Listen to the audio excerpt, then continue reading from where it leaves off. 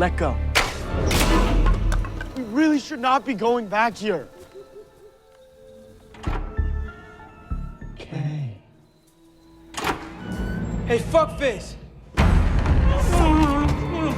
Welcome back, Warner fam. Grab your popcorn, keep your eyes peeled, and don't forget to lock the doors. We're diving into some seriously spooky stuff today with the 2023 horror comedy, HellOfASummer. Let's see who survives the chaos, shall we? The movie kicks off at a camp, because let's be honest, all the best horror movies start at camp. We meet John and Kathy, the camp managers, hanging out by a campfire, strumming tunes, and pretending the world isn't about to go really sideways. But hey, things take a nasty turn when Kathy steps away for a minute. She comes back to find John. Well, let's just say he's not strumming tunes anymore. He's been killed, and it's not by a bad song. Nope, some twisted killer shoved the guitar handle right down his throat. Talk about a real rock and roll death. Kathy freaks out naturally and tries to flee the scene, but before she can even get her car started, a knife comes flying right through her head. Ouch. Meanwhile, in the background, our masked culprit just casually sits in the car, probably munching on popcorn and enjoying the view. This isn't just your average night at camp, folks. This is a hell of a summer. The next day, we meet Jason Hochberg, a 24-year-old camp leader who's being dropped off by his mom Maggie at Camp Pineway. This isn't just any camp. Jason's been coming here for years, and now he's in charge. But of course, Maggie doesn't get it. She's convinced Jason needs to stop playing camp counselor and get a real job. She thinks working at a camp is just a weird phase, but Jason is quick to shut that down. This is a real job, he tells her, sounding more confident than anyone who's about to lead a bunch of kids through a potential murder scene. He was hired by John and Kathy to lead, and he's sticking to it, even if it's in a place where people tend to end up dead. Jason stands there waiting for the other counselors to arrive, and let's just say, this group is anything but boring. First up, there's the hot couple, Demi and Mike, always attached at the hip and probably too perfect for their own good. Then we've got Chris and Bobby, best friends who can't seem to survive a single moment without getting into trouble. There's Ezra, the theater kid, whose dramatic flair could probably outshine the entire campfire. You've also got Ari, the socially awkward guy who always seems to say the wrong thing at the worst time. Don't forget Miley, the vegan, who makes sure everyone knows she's the one who'll save the planet one soy burger at a time. Then there's Noelle, the pagan girl who probably has a few spells up her sleeve, and Shannon, Chris's crush, who probably has no idea she's the object of a very awkward affection. And last, but definitely not least, there's Claire, Jason's longtime friend. She's the one who has her head on straight, which is probably why she's the only one who thinks Jason should be thinking about a future beyond Pineway. But of course, Jason isn't exactly the future-thinking type right now. He's too busy trying to keep this circus of personalities from falling apart. The afternoon at camp is full of laughs, chaos, and poor choices. The counselors spend most of the day goofing off, getting high, and chugging down drinks like it's the last day of summer. Bobby, as usual, is desperate for attention and keeps trying and failing to impress everyone. Meanwhile, Jason takes a break from the madness to show Claire how to shoot a bow and arrow, giving her some tips to improve her skills. Because why not teach a life or death skill at a camp where things are about to get real? But then night falls, and things take a dark turn. The masked killer from earlier makes a dramatic entrance into Demi's room and gives her a one-way ticket to the afterlife. It's messy. It's brutal. It's like the killer's got a vendetta against camp vibes. Not long after, Miley sneaks into the kitchen, probably craving something other than the leafy greens she's always eating, and boom, she's attacked too. As if that wasn't enough, Mike's found soon after, only to become the next victim in this twisted game of tag. And all of a sudden, this camp is looking less like a vacation and more like something you'd want to escape from. Jason later walks into Demi's bunk, expecting a normal afternoon, but instead, he stumbles upon her blood-stained body, and it's way worse than anyone could have imagined. Freaked out, he rushes back to the other counselors, hoping for some help. But of course, they think he's just being a drama king. Typical camp counselor reaction, right? They follow him to the bunk, only to find that Demi's body has mysteriously disappeared. But Noelle, our friendly pagan girl, gives the final verdict. The blood on the bed is definitely Demi's. Yeah, this isn't just a prank, folks. The counselors freak out like they've never seen a horror movie before, and in true panic mode, they start drawing cards to figure out where all the missing people are. It's like a twisted game of Where's Waldo, except instead of Waldo, it's missing bodies. Jason, Ezra, and Ari head to the kitchen, because why not check the one place that's supposed to be safe, right? But what they find isn't exactly the snack they were hoping for. Miley's severed head is chilling in the fridge, just waiting for a good midnight snack. Ezra and Ari lose it and bolt out of there faster than you can say summer camp horror. Jason, however, turns tail and rushes back to the cabin to be with Claire, probably feeling like he's stuck in a very twisted version of a campfire story. Noelle decides to get real spiritual and conducts a seance with a Ouija board, hoping to chat with the spirits of the dearly departed, because you know, what better way to pass the time at summer camp than communicating with the dead? Meanwhile, Bobby is, of course, all bent out of shape. He's offended because he thinks the killer is only targeting the hot counselors, and he's mad Mike got picked over him. Talk about misplaced priorities, Bobby. Just when things couldn't get weirder, Ezra runs in, all worked up, and gets maced by Bobby, who's acting like a paranoid mess. Way to make things worse, Bobby. As if that wasn't enough, poor Ari gets caught by the killer, and the twisted villain decides to use his peanut allergy against him. Yep, the killer dips the knife in peanut butter. Seriously? That's a new level of evil, and it's not even Halloween yet. Meanwhile, Ezra, in his infinite wisdom, convinces the rest of the counselors, except Claire, of course, that Jason must be the killer. Why? Because he's an older guy who still goes to summer camp, which is clearly suspicious, or something. So, the counselors do what any smart group would do. They tie Jason up and decide to go off and find help. I'm sure that'll work out super well for them. Noelle doesn't stand a chance. The killer finds her, and it's all over in a flash. She gets stabbed and bludgeoned to death, her screams swallowed by the darkness. But here's the real twist. It turns out there are two killers, and they're not who anyone expected. It's Demi and Mike, the hot couple who everyone thought were too busy being perfect to hurt anyone, but nope, they're the twisted masterminds behind this whole thing. Their reason? They want to become famous, obviously. Because why not? They're tired of Jason getting the blame, so they plan to flip the story. Their genius idea? They'll be the hot couple who survived a murder spree and turned their killing spree into a fame machine. Classic Hollywood move, right? So they decide to just finish what they started. Kill the rest of the counselors, because why not go full villain? It's a twisted plot, but it's definitely the kind of thing you'd expect at a camp where nothing goes according to plan. Claire doesn't hesitate. She grabs a fire extinguisher and wham! She brains Bobby with it, knocking him out cold. Then she quickly frees Jason and the two of them bolt out of there, desperate to escape. They run through the woods, their hearts racing, and stumble upon the bodies of John and Kathy. It's a gruesome reminder of how far things have spiraled out of control. Jason, however, can't shake the idea that he has to do the right thing. Despite Claire calling the other counselors jerks for accusing him of being the killer, Jason insists they can't just leave them behind. He still feels the weight of his camp leader title, thinking it's his job to step up, even if everyone else thinks he's guilty. But let's be real, he might be the only one who hasn't lost his mind yet. Demi and Mike suddenly pop out of nowhere, revealing they're not dead after all. They were just pretending to hide from the killer. Classic move, right? Meanwhile, Chris, Shannon, and Ezra are hanging out, trying to ignore the chaos. But then, out of nowhere, one of the killers bursts onto the scene and smashes an axe straight into Ezra's head right on stage. It's quick, brutal, and leaves no room for anyone to process what just happened. Bobby's still running around, trying to find Chris, but guess what? Chris isn't out there looking for Bobby. He ran back inside to try and save Shannon. So, Shannon decides she's not waiting around for anyone. She heads back alone, hoping to save Chris. Spoiler alert, not a great idea. Meanwhile, Jason's not having the best day either. He gets knocked out and captured by Demi, who takes her sweet time ranting about her twisted reason for becoming a killer. She spills the whole deal to him like it's a TED talk on how to make it big by committing murder. Jason's probably wishing he stayed in the kitchen with the severed heads at this point. Bobby and Claire quickly figure out that Mike is the other killer. Surprise, surprise. Claire wastes no time and runs off to save Jason, while Bobby is left to handle Mike. They go at it for a bit, but Bobby's not backing down. After a short fight, he manages to grab Mike's pocket knife and stab him right in the neck. Talk about a dramatic exit. Meanwhile, the cabin is starting to go up in flames, adding a nice touch of chaos to the already messy situation. Claire, on the other hand, finds Jason and Demi. Demi's got a knife to Jason's throat, looking ready to make a move, but Claire's not having any of it. She pulls out her bow and arrow, aiming carefully. Jason, ever the smooth talker, starts reminding Demi of her earlier training, but he disguises it as motivational words. It works. Just like in camp when they said, "Push forward, let go." And just like that, Claire shoots an arrow right into Demi's eye. With Demi out of the way, Claire frees Jason, but Demi's not done yet. She tries one last-ditch effort to attack, but Claire has had enough. With a swift kick, she pushes the arrow deeper into Demi's head, ending her reign of terror once and for all. Good riddance. As the sun starts to rise, things begin to calm down. Jason helps Bobby patch up a minor stab wound. Nothing too serious, but still pretty gross. Meanwhile, Chris and Shannon decide to take things slow and join the group.